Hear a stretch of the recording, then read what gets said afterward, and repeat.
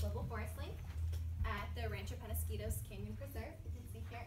I wanted to point out that on the sign at the beginning of the preserve it says help protect this natural resource. I think that that speaks really strongly to everything that we're doing here at Mount Everest in our science programs, and especially in environmental science this year. So the Los Penasquitos Canyon Preserve is a little bit north of Mira Mesa before Rancho Penasquitos, and it's in a little bit of a valley, and there are two mesas on top, so that's a little bit about the area. So you can learn a lot about a natural area by looking at it objectively. So we can see here that there's a lot of healthy trees. There are some what we think of as traditionally drought-tolerant plants of our California landscape. There's also a creek, the Penasquitos Creek, running through this area, so there is a lot of greenery, and overall it is a pretty healthy forest, and it's really nice. It's an area that a lot of people go to for recreation. But like a lot of our areas right now, they are definitely challenges of the Penasquitos Canyon Preserve. So one thing that you can see there is logging. There are some trees that have been cut down. It's possible that some were cut down because they were diseased, and the preserve, which is a protected area, was cut down by rangers. There was also a ranch here that at some point people would have used to cut down for firewood and things, but there are some areas that look like there have been logging pretty recently. Not widespread, but there's definitely some areas where a lot of trees have been cut down. Also, as most people know, there's a lot of drought here in California right now. That presents a real fire hazard, especially in our natural areas, because if a fire starts, it's really easy for it to take off and become very widespread very quickly. So you can see a lot of dry underbrush there at the canyon. There are some dying trees, but not so many that would be worrisome. Any natural area has some dying plants because that's just the cycle of life. So there are some dying trees to be seen, but not so many that it's a problem. Also, another problem here is poison oak. Nobody likes poison oak, but it's especially a problem here with trees, because you can see that it really takes over the trees. It can suffocate them because it grows up from the ground, and if it gets over the trees, it causes them to die. So you can see this tree is dying, and all the poison oak has come up and it's taking over the tree. So that's a problem in some areas in the preserve.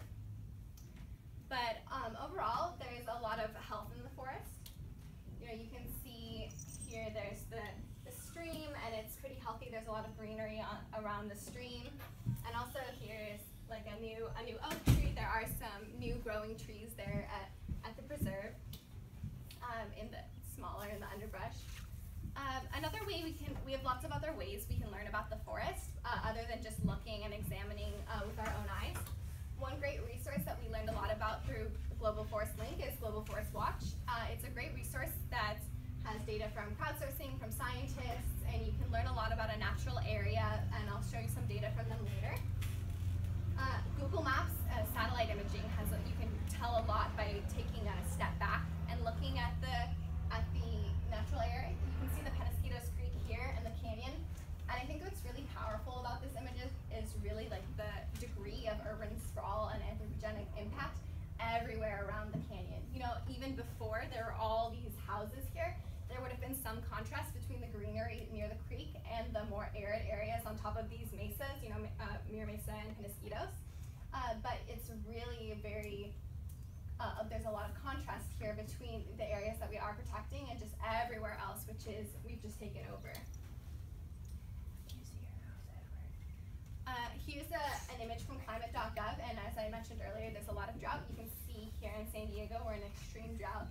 It's not an exceptional drought as we are elsewhere in the country, especially up the coast a little, but that's really contributing to the health in our natural areas. So here's some images from Global Forest Watch. You can see here the tree cover. It really mirrors that satellite image from a few slides previous. So there's some tree cover over around, and you can again see all the streets and the suburban areas that are around the creek. Also, this is a really interesting image. You can see the tree cover gain and loss. There are some of these little dots in blue that show the gain, and then a couple more in pink. But really overall, we haven't gained or lost any tree cover in this area.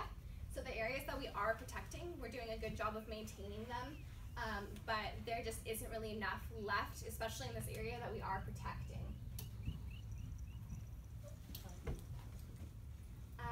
Here also you can is a recognized biodiversity hotspot because we just have such ecosystem diversity, and there's some nearby protected areas, although the canyon itself isn't recognized by Global Forest Watch. So we can conclude from the data and from just really looking at the forest that it's pretty healthy. You can see there are some new trees, it's growing, it's healthy. There are some native species that are really doing well, especially a little bit outside of the creek. There's really healthy soil. You can see here, especially by the creek. The creek is running. It's making a lot of healthy plants right by it. And there's some dryness, there's some problems, but overall, it's really good and it's a healthy area. Okay. Do you guys have any questions? Yes. Did you say that the canyon's not recognized by Global GFW?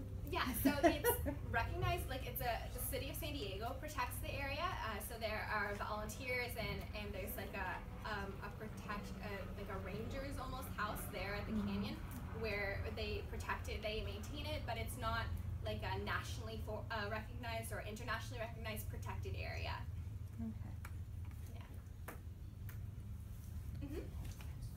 So the poison oak, so that is actually a native species. So yeah, I'm not sure. Yeah, I looked at about it a little bit.